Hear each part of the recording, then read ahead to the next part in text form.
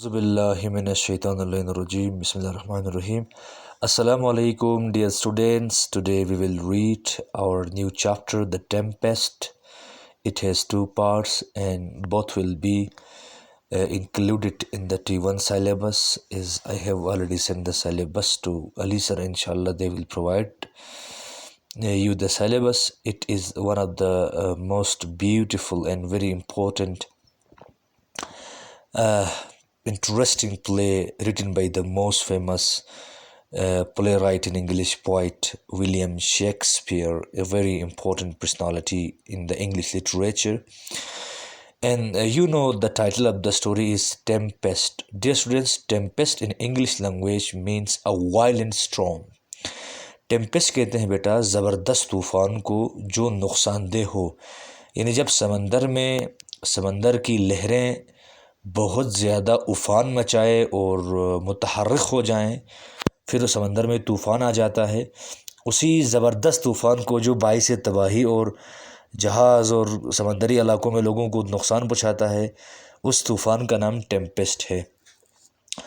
تو دراصل اس کہانی کا تھوڑا میں خلاصہ پیش کروں۔ اس کہانی میں وفا ایک اہم تھیم ہے، لائلٹی ایک اہم تھیم ہے، لو ایک اہم تھیم ہے، ریپنٹنس ایک اہم تھیم ہے، اور ایک اہم شخصیات کو کھو دینے کے بعد احساس ہونا اہم تھیم ہے، یعنی اہم والی شخصیات کی عزت کرنا اس کہانی میں کہا گیا ہے۔ اب ذرا پڑھتے ہیں، ویری انٹرسٹنگ، بسم اللہ۔ On a lonely island in the sea, there once lived three people: a wise old man named Prospero, his beautiful young daughter Miranda, and their servant Caliban. ایک تنہا جزیرے میں بہت سال قبل تین لوگ رہا کرتے تھے۔ ایک عقلمند آدمی جس کا نام پروسپیرو تھا، ضعیف تھا وہ، اس کی خوبرو لڑکی مرندا اور ان کا Ghulam کیلیبن۔ Father and daughter had come to the island 12 years before when Miranda was mere a baby. وہ باپ اور بیٹی یعنی پروسپیرو اور مرنڈا، جو کہ اس پوری پلے کے مین کریکٹرز ہیں، وہ دونوں 12 سال قبل اس جزیرے میں آ گئے تھے۔ اس وقت مرنڈا صرف محض ایک بچی تھی۔ میئر کہتے ہیں بیٹا، میئر یا بیر کہتے ہیں ایک محض بچی، چھوٹی سی بچی، میر۔ She could hardly remember having seen any human face except her father's. وہ لڑکی جب اس آئیلینڈ میں آئی تو اتنی چھوٹی تھی کہ اس نے اپنے باپ کے علاوہ شاید ہی کسی انسان کا چہرہ دیکھا ہو۔ As for Caliban, he hardly looked human, he looked more like a fish than a man. جہاں تک ان کے غلام کیلیبن کا تعلق ہے، وہ مشکل سے انسان دکھتا ہے، یعنی دراصل انسانوں جیسا دکھتا ہی نہیں ہے، وہ زیادہ مچھلی جیسا دکھتا ہے۔ Prospero had another servant, a spirit named Ariel, whom he commanded by means of his magic. پروسپیرو کا دوسرا بھی غلام تھا، اس کا نام تھا ایریل، جو کہ ایک جن تھا۔ وہ جن جو ہے پروسپیرو کے جادو کے ذریعے پروسپیرو کے کنٹرول میں تھا۔ Before Prospero's arrival, they lived on the island a witch named Sycorax. The ugly Caliban was her son. پروسپیرو کے آنے سے پہلے اس جزیرے میں ایک جادوگرنی رہا کرتی تھی جن کا نام تھا سائکورکس،